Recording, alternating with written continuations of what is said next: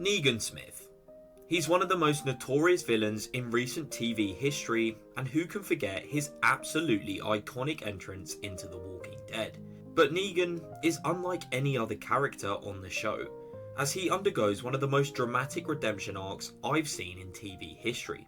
From killing everybody's favourite ginger and pizza delivery guy, to saving our group in the Whisperer War, Negan has done it all. But in today's video, I wanted to delve into the character of Negan Smith and find out if he's actually a good person. And for all those Glenn and Abraham fans, don't worry, I'll be getting onto that. But first, let's look at Negan Smith's pre-apocalypse life. Negan Smith grew up in Virginia and he was a bully throughout school, so not a great start in being a good person. But anyway, he grew up and became a PE teacher, or gym teacher for all you Americans, and he would madly fall in love with a woman named Lucille, who he would eventually go on to marry. They would go down to their local bar and listen to the jukebox, and one night, at said bar, Lucille asked a group of men to keep their noise down so she could hear the music. But one of the men in the group was particularly rude to Lucille, so Negan proceeded to beat him within an inch of his life. However, the man Negan beat up had a kid at the school he worked at, so he was subsequently fired, and also put on probation. He then began an affair with Lucille's best friend named Janine, and just before the outbreak started, Lucille was diagnosed with cancer. Upon hearing this news, Negan ended his affair with Janine and swore that he would now devote all of his time to his wife Lucille. Okay, so pre-apocalypse Negan is not off to the greatest starts. He was a bully, he almost killed a man, although he probably did deserve it, and he also cheated on his wife, so he has some serious ground to make up. So let's go over how he changed in the apocalypse. Now, much like Daryl, I'd argue that the apocalypse actually made Negan, in the sense that he was a jobless man who seemingly was going nowhere and just sat in the basement playing games all day. But after the fall of society, he embraced the chaos of this new world, shedding his former self and realising what it took to survive. Negan survived 7 months with just himself and Lucille, and he even learned how to apply her chemo, so some major bonus points from here. Lucille also reveals that she knew of the affair, but she forgives him for all he's done for her in those 7 months. After her death, Negan formed the Saviours, a group he ruled with fear and control. His philosophy was built on the idea that brutal punishments, like executions, were absolutely necessary to deter rebellion and maintain stability. His use of violence, while horrifying, was a calculated response to this lawless world.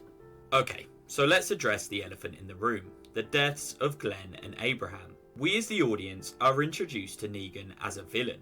If you look at the whole situation, Negan wasn't really in the wrong for killing Glenn and Abraham. From Negan's point of view, Rick's group acted as aggressors, killing dozens of Saviours in a preemptive attack, and his response was both punishment and deterrence. Killing Glenn and Abraham was a way to make Rick pay for his decisions and show the cost of defying him. And although Negan did rule with an iron fist, it was largely to maintain the peace. If we watched the show from Negan's perspective and he was our protagonist, Rick would have actually been the bad guy. So although these deaths were incredibly brutal, you can't really blame him for the deaths themselves, only really the manner he did it in. Negan operated on a system of rules. People who worked for him were protected, and those who opposed him paid the price. Rick's group had broken these rules by killing Saviours, so Negan believed he was entitled to retaliate. I mean, Rick himself has made similar ruthless decisions, but ultimately Negan's logic just mirrored Rick's. Although his methods were far more brutal, it's hard to argue that if a situation like Rick did to Negan happened to Rick himself, he wouldn't just flat out kill them all. At least Negan only offered to kill one person. That is, until a certain man by the name of Daryl Dixon stepped up. But anyway, let's take a closer look into the Saviours themselves and Negan's rules as a leader. And although there is an argument to justify the killing of Glenn and Abraham, it's quite hard to stick up for Negan here. Firstly, Negan's point system required communities to give up a significant portion of their supplies in exchange for the Saviour's protection. It doesn't sound that bad at first, until you realise this decision wasn't optional. Oh no, this was far from a mutual agreement. In fact, communities were forced into joining this dictatorship, and if you resisted, a member of your community would be killed, which we learned was just a 16-year-old boy from Hilltop.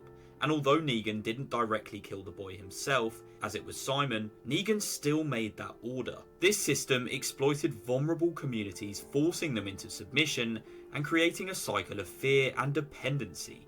Alongside this, Negan manipulated and coerced women into becoming his wives, offering them protection and privilege in exchange for you can probably guess what.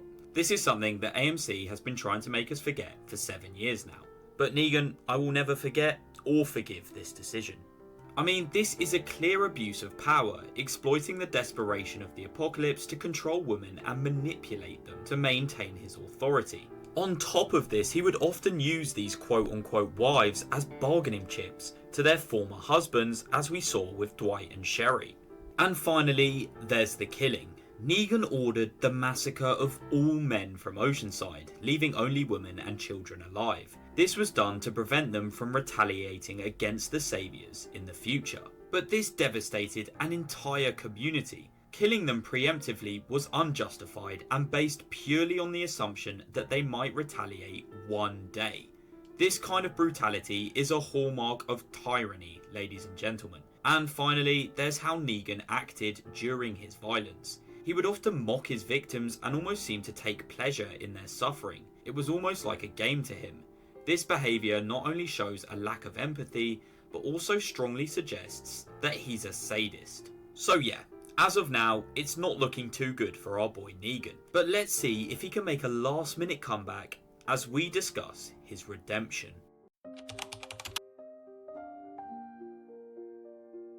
After his defeat in the Saviour War, Negan is imprisoned by Rick for several years. Stripped of his authority and isolated, Negan experiences humility for the first time in years, allowing him to confront his past and develop empathy.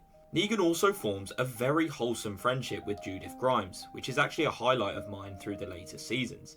It was really nice to see him reconnect with his humanity and have this willingness to mentor and protect Judith, which showed us all another side to Negan.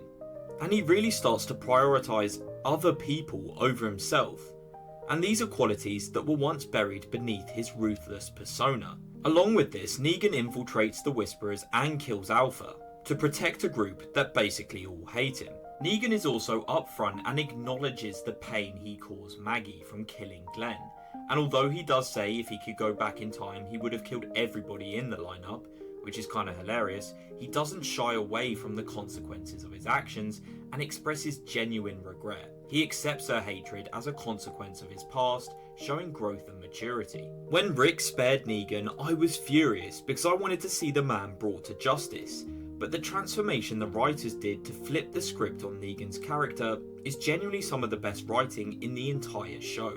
I mean, it is largely down to Jeffrey Dean Morgan's superb acting, but Negan becoming a fan favourite, even with killing a character like Glenn, is just a testament to how good the character is.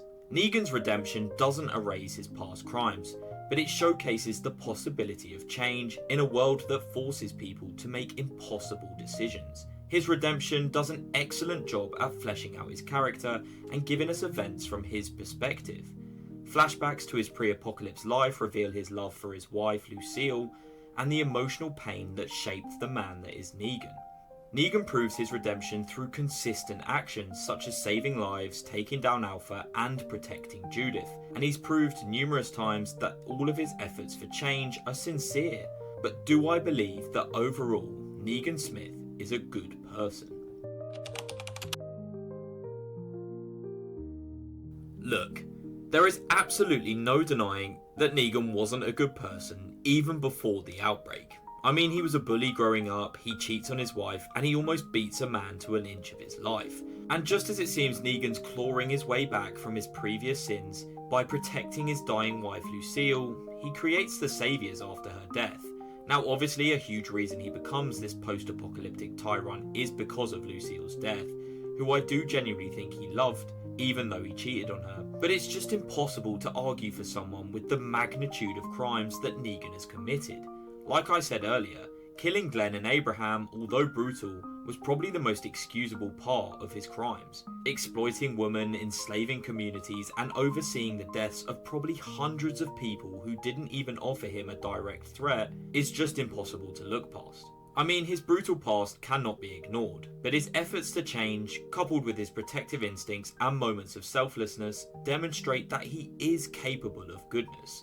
Whether someone would see Negan as a good person depends on how much weight is placed on his redemption versus his past atrocities. I wholeheartedly believe that Negan has become a good person and redeemed himself. His transformation reflects the possibility of redemption even for those who have committed the most heinous acts, to a certain degree, but if you want to talk in general, he is quite obviously far from a good person. Even pre-apocalypse, in a time where people weren't fighting tooth and nail for survival, he still manages to make the wrong decisions.